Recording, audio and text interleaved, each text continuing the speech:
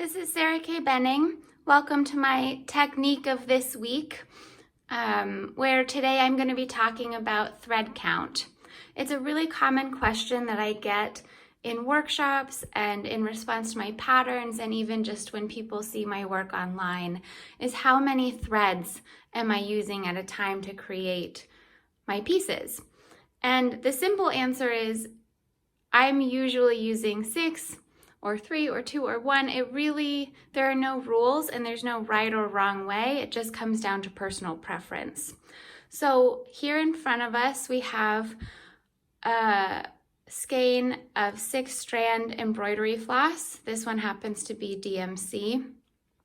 This number down here is the color identity of this thread.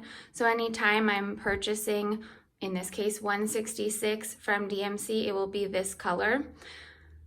The side with the number is also the side that pulls smoothly out of the skein and doesn't bunch up and twist and tangle and knot. So that's the side you want to look for, the open end there, to pull it out smoothly. Once you get the length of thread that you want to work with, you can just cut that off, set the skein aside,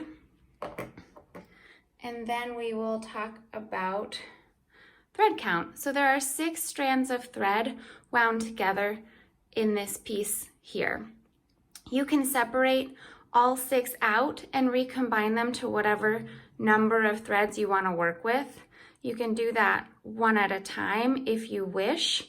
The benefit of that is that each one will pull out very smoothly if you just keep a grip there and pull that single thread through. However, I find that to be a little bit tedious, pulling 6 threads apart just to recombine to another number.